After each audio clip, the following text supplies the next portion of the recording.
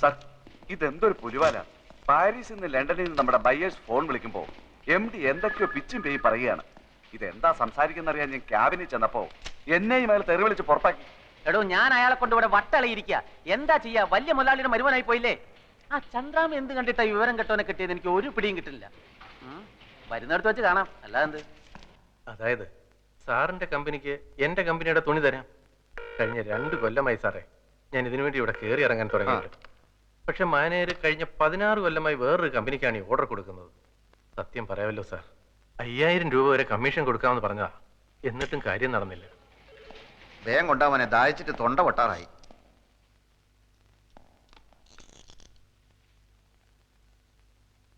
പഞ്ചാര കൂടുതലാണ്, നന്നാറി എസൻസ് ചേർത്തിട്ടുമില്ല.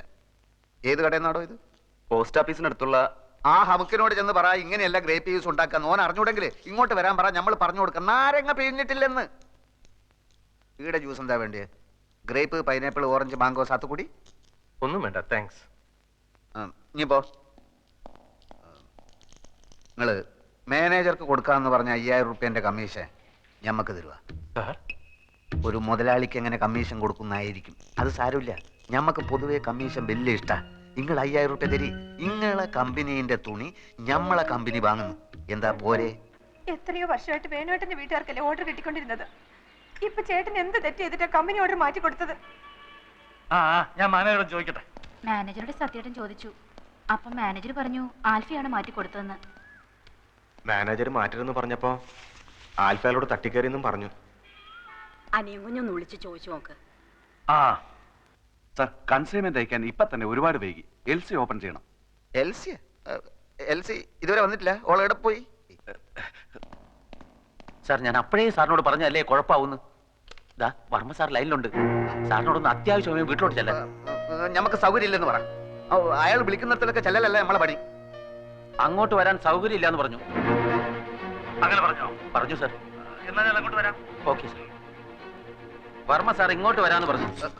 നമുക്ക് അർജന്റായിട്ട് പുറത്തേക്കൊന്ന് പോകണം. വർമ്മ സാർ വന്നാ അയാളോട് പോയി പണി നോക്കാൻ പറ.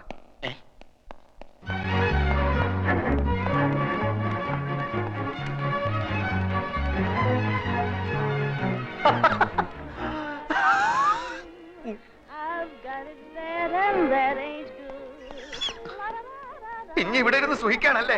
നമ്മളെ കൊണ്ട് കഴിയില്ല ഇനി ഇവിടെ ഇരിക്കാൻ. ആകെ കുലുമാല്. മനുഷ്യന് മനസ്സിലാവാത്ത ഭാഷയിൽ എഴുത്തും കുത്തും വർത്താനോ. ഫോണെടുത്ത് പോയാ മുഴുവൻ മുടിഞ്ഞ ഇംഗ്ലീഷ്. കുറെ നായിന്റെ മക്കളെ നമ്മൾ കുളിച്ച് തെറി വിളിച്ച് എന്നിട്ട് രക്ഷയില്ല. നീ ഇപ്പൊ എന്തിനാ ഇങ്ങോട്ട് വന്ന്? താൻ എന്തെങ്കിലും അനാവശ്യം പറഞ്ഞിട്ടുണ്ടാവും, അല്ലാതെ വെറുതെ ചൂടാവുന്ന ആളല്ല.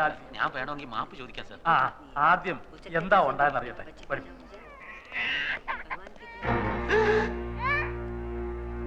5000 രൂപ വാങ്ങിച്ചോട്ട് 60 ലക്ഷത്തിന്റെ ഓർഡർ നീ കൊടുത്താ? മൈമുനെ പളയെടുക്കാം. പിന്നെ വേറെന്താ വൈ? മൈമുനയുടെ എന്നെ കൊടുത്ത് ഞാനിപ്പോ എന്ത് ചെയ്യും? ഒന്നുകിൽ ആ പണി വേണ്ടത് എന്നിട്ട് കുറെ കാലത്തേക്ക് ലീവ് ഒന്നും എടുക്കേണ്ട കാര്യമില്ല. ആൽഫിയുടെ അറിവുകൾ കൊണ്ട് സംഭവിച്ചതാണല്ലോ. ഇത്രയും നാള് ആ ഓർഡർ കിട്ടിക്കൊണ്ടിരുന്നത് നമ്മുടെ ഇന്ദുവിന്റെ ചേട്ടനാ. പെട്ടെന്ന് ഒരു കാരണവും ഇല്ലാതെ മാറ്റണ്ടായിരുന്നു. അവർക്കും വിഷമമുണ്ട്. എനിക്കത് അറിയില്ലായിരുന്നല്ലോ. മാനേജർ പറഞ്ഞില്ലേ? മാനേജർ ഒരു കാര്യം എന്നോട് തുറന്ന് പറയാറില്ല അങ്കിൾ. ആ മാനേജർ എന്ത് ചോദിച്ചാലും കുറെ പേപ്പർ എടുത്തിട്ട് അവിടെ ഒപ്പിട് ഇവിടെ ഒപ്പിട് എന്ന് പറഞ്ഞുകൊണ്ടിരിക്കും. അത് തനിക്കെങ്ങനെ അറിയാം? താനാരാ? എന്റെ ക്ലോസ് ഫ്രണ്ടാണ്. ഞാൻ എല്ലാ കാര്യവും ഇയാളായിട്ട് ഡിസ്കസ് ചെയ്യായിരുന്നു. ചന്ദ്രനെ കാണാൻ വന്നതാണ്. ഏതായാലും കഴിഞ്ഞതൊക്കെ കഴിഞ്ഞു. ആൽഫിക്ക് വല്ലാതെ ദേഷ്യം വന്നു എന്നൊക്കെ അറിഞ്ഞു. അതാണല്ലോ അയാൾ പോയി പണി നോക്കട്ടെ എന്നൊക്കെ എന്നെ പറ്റി പറഞ്ഞു. മാനേജറുള്ള ദേഷ്യം കൊണ്ട് പറഞ്ഞ. അതെനിക്ക് തോന്നി. ആൽഫി വരൂ, അയാൾ പുറത്ത് നിൽപ്പുള്ളൂ. ഞാൻ വരില്ല. എനിക്ക് അയാളുടെ മുഖം കാണാൻ എന്റെ കൺട്രോൾ പോവും. അതെന്താ? എന്നോട് ക്ഷമിക്കണം, ഞാൻ അയാളെ കാണില്ല. അയാൾ മാപ്പ് പറയാനാണ് വന്നത്. കുറ്റവാളികൾക്ക് മാപ്പ് കൊടുക്കുന്ന വകുപ്പ് എന്റെ നിയമപുസ്തകത്തിലില്ല. അയാളെ തല്ലാനായി എന്റെ കൈകൾ ധരിച്ചപ്പോഴാണ് ഞാൻ ഇറങ്ങി ഓടിയത്. വീണ്ടും അയാൾ ഇവിടെ വെച്ച് കണ്ടാൽ എനിക്ക് അയാളെ കണ്ട. ഞാൻ മാനേജ് ചെയ്തോളാം. എനിക്ക് അയാളെ കണ്ട. ഞാൻ മാനേജ് ചെയ്തോളാം. ഓക്കെ, ഞാനില്ല ഇവിടെ. ഓക്കെ, ഞാൻ വിചാരിച്ചത് ശരിയാണ്. തന്റെ ഉള്ളു കുഴപ്പങ്ങൾ. ഇനി എന്തെങ്കിലും പ്രശ്നം ഉണ്ടായാൽ താൻ എന്നെ അറിയിച്ചാൽ. എന്റെ കയ്യിൽ തെറ്റുണ്ടെങ്കിൽ ഞാൻ മാപ്പ് ചോദിക്കാം. എനിക്ക് അയാൾ ആകെ ടെൻസ്ഡ് ആയിട്ട് നിൽക്കുകയാണ്. മാപ്പ് ചോദിക്കുന്നതൊക്കെ ഓഫീസിൽ വെച്ച് സൗകര്യം പോലെ മതി. ഇല്ല സർ, ഓഫീസിൽ മറ്റു സ്റ്റാഫുകളുടെ മുന്നിൽ വെച്ച് ഇൻസൾട്ട് ചെയ്താൽ എനിക്കത് മാനക്കേടാണ്. ഇവിടെ വെച്ചാവുമ്പോ എന്ത് വേണമെങ്കിലും പറഞ്ഞോട്ടെ. തല്ലുന്നെങ്കിൽ തല്ലി. Mister Ravindran. Sir sir sign ചെയ്താലേ അക്കൗണ്ടന്റ് പണം അടയ്ക്കുമെന്ന് പറഞ്ഞു. സാർ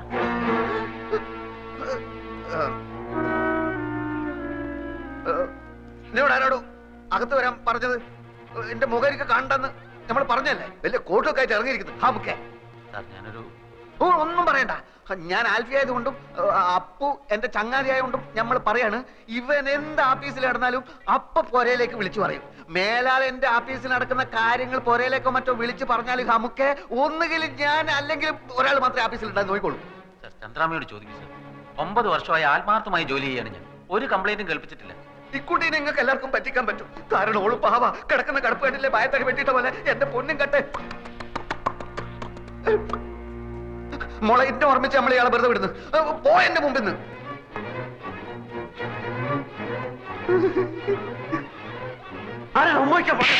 അങ്ങനെ പോകരുത്. കാര്യങ്ങളൊക്കെ അപ്പ പറഞ്ഞു നിൽക്കുന്നതാണ് നല്ലത്. ഒന്നുമില്ല. ഒരു കാര്യം മാത്രം, ഓഫീസിൽ വെച്ച് ഇയാളോട് ദേഷ്യപ്പെടരുത്. നമുക്കൊക്കെ ഒരു കൊച്ചു ജീവിതമല്ലേ ഉള്ളൂ.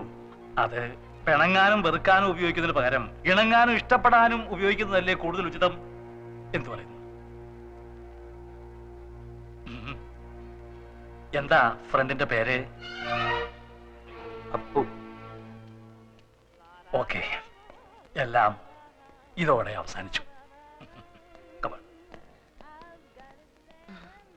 രക്ഷപ്പെട്ട് മേലിൽ എന്നോട് ചോദിക്കാതെ ഓഫീസിൽ ഒരൊറ്റ കാര്യം ചെയ്തു പോരുത്. ലോണൊന്നും കിട്ടുന്നിടം വരെ. നമ്മളിപ്പോ എങ്ങോട്ട് പോകണം? ഓഫീസിൽ പോടാ. ഓഫീസിൽ പോടാ. അയ്യേ,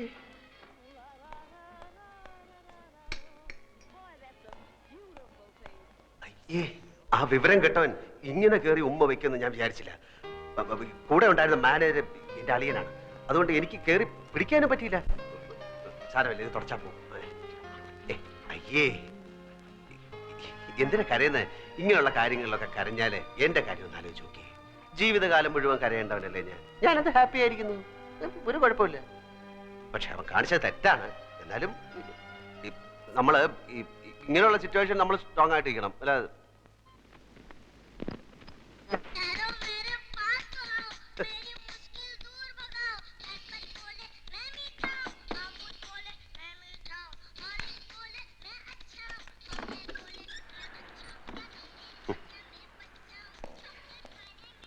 My name is Alfred. My name is Alfred. എന്താ? ആരാ? ഭൂതം കുറത്തിന്ന് പുറത്തേയാടി. മറ്റവനാണ് അൽഫി. Yes. How do you know my wife? Sir വരണം. ഞാൻ സാറിനെ എന്തെങ്കിലും മീറ്റ് ചെയ്യുന്ന എനിക്കറിയാം. സാർ ഇരിക്കണം. ഞാൻ എല്ലാം വിശദമായിട്ട് പറയാം. ഞാൻ കാര്യം പറ്റിക്കണമെന്നൊന്നും ഇല്ലായിരുന്നു. നൂറ, സാറിന് ചായ കൊടുക്ക്. ചായയിലൊന്നും ഒതുങ്ങുന്ന കേസല്ലേ ഇത്. നീ കൈകാര്യം ചെയ്ത്. How do you know my wife? സാറിന്റെ ഭാര്യ ഞങ്ങൾക്ക് വഴിയിൽ ആക്സിഡന്റ് കിടന്ന് കിട്ടിയതാണ്. നാട്ടുകാരെടുത്ത് തലേ വെച്ച് ചെന്നപ്പോ ആശുപത്രി കൊണ്ട് ചെന്നപ്പോ ഹസ്ബൻഡ് ആണെന്ന് ചോദിച്ചപ്പോ അവരെല്ലാം കൂടെ ഹസ്ബൻഡ് ആക്കിയപ്പോ ഒരുപാട് കോളത്തെ ഹസ്ബൻഡ് ആണെന്ന് പറഞ്ഞു ഒപ്പിടാൻ പറഞ്ഞപ്പോ ഹസ്ബൻഡ് ആയി പോയതാണ്. അങ്ങനെ ലോൺ കിട്ടാൻ വേണ്ടിട്ട് ഒരു നാടകം കളിച്ചു പോയതാണ്. അല്ലാതെ I'm not a cheat. I'll call the police. പോലീസിനെ വിളിക്കുന്നത്. Okay, now explain everything nice to me. ഗതികെട്ട ഒരു പയ്യന്റെ മനസ്സ് ചേട്ടെങ്കിലും മനസ്സിലാക്കണം. എന്നോട് മാപ്പാക്കണം. ഓനോടൊന്നും തുറന്നു പറയല്ലേ. ഓ നമ്മൾ വിചാരിക്കുന്ന ആൽഫ്രഡ് അല്ല. പിന്നെ ആരാടാ? ഇവന് വട്ട. ഇവന്റെ ഭാര്യ ഏതോ കിണറ്റിൽ വീട് ചത്തു. അങ്ങനെ വട്ടായതാണ്. ആസ്പത്രി കൊണ്ടുപോകുന്ന വഴി കാറിന് ഇറങ്ങി ഓടി ഇങ്ങോട്ട് കയറിയതാ. പിടിച്ചോണ്ട് പോണോ ഇവനെ? You take care of my wife. You know my wife. You know my wife. You please take care of her. Take care of her. I get a lot of things from America. She's a very nice girl. I love her very much. I love her. You take care of my wife. I love her very much. I love my wife.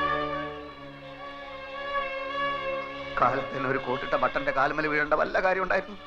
കാര്യങ്ങളുടെ പോക്ക് ഇങ്ങനെയാണെങ്കിൽ ആ പോയവന്റെ കണ്ടീഷനായി പോകും ഞാനും.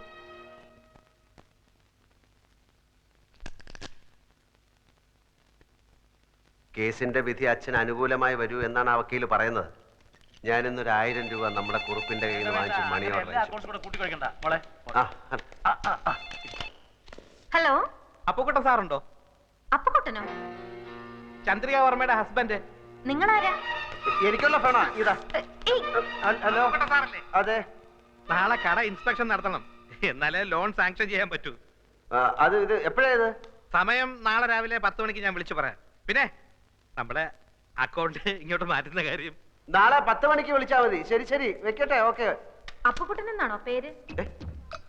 അപ്പക്കുട്ടൻ എന്നാണോ പേരെന്ന്? ആരുടെ? നിങ്ങളുടെ. അല്ല, എന്തൊക്കെ ഉണ്ടെങ്കിലും വിശേഷം. പിന്നെ അപ്പക്കുട്ടന് വന്ന ഫോണ് നിങ്ങൾ എന്തിനാ അറ്റൻഡ് ചെയ്തത്? അപ്പുകുട്ടൻ എന്നൊരാളാണ് എന്നെ വിളിച്ചത്. അല്ല, അപ്പക്കുട്ടനുണ്ടോ ചന്ദ്രികാവർമ്മയുടെ ഹസ്ബൻഡ് എന്നാണ് അയാൾ ചോദിച്ചത്. ഈ കുട്ടിയുടെ കാര്യം ഞാൻ തോറ്റു. അപ്പുകുട്ടനാണ് വിളിക്കുന്നത്, ചന്ദ്രവർമ്മയുടെ ഹസ്ബൻഡ് ഉണ്ടോ എന്നാണ് ചോദിച്ചത്. എല്ലാ കാര്യവും തലതിരിഞ്ഞേ കേൾക്കൂ. വിട്ടി കൂഷ്പണ്ടോ, എല്ലാത്തിനും ഡൗട്ടാ. ഏതാ ഈ അപ്പക്കുട്ടൻ? എല്ലാ അപ്പുകുട്ടന്മാരെ അറിയാം. അങ്കിളിനെ അറിയാം. അങ്കിൾ എന്റെ ഫ്രണ്ട് അപ്പു. അന്ന് വന്നില്ല അപ്പു, നമ്മുടെ ഇനി വന്ന് എന്റെ ഫ്രണ്ട് അപ്പു. അന്നൊരു മഞ്ഞ കോണ്ടസയില് വന്നില്ലേ? മഞ്ഞ കോണ്ടസയില് വന്ന അപ്പു. മഞ്ഞ അപ്പു അല്ല, മഞ്ഞ കോണ്ടസയിൽ വന്ന അപ്പു. അപ്പക്കുട്ടൻ എന്നാ അവന്റെ പേര്. ആര് പറഞ്ഞു? ഞാൻ കേട്ടു ഫോണില്. ആരെ വിളിച്ചെന്നറിയോ? അതറിയില്ല. നാളെ 10 മണിക്ക് വിളിക്കാന്ന് പറയുന്ന കേട്ടു. ഇവനെ നമ്മൾ ഫോളോ ചെയ്യണം. അതെ. എവിടെയാണ് അവന്റെ താമസം? ആരൊക്കെയാണ് അവന്റെ കോണ്ടാക്ട്സ്? എന്താ പണി? ഇതൊക്കെ അറിഞ്ഞ അവന്റെ പൂച്ച പുറത്തിയടിക്കാം. അപ്പുക്കുട്ട സാറല്ലേ? ഞാൻ വർഗീസ്. ഇൻസ്പെക്ഷൻ ആള് 11 മണിക്ക് കടയിൽ വരും. ഞാൻ ചർച്ച് ജംഗ്ഷനിൽ വെയിറ്റ് ചെയ്യാം. ഈ വഴി വരാണെങ്കിൽ നമുക്ക് ഒന്നിച്ചു പോവാം. ശരി ശരി.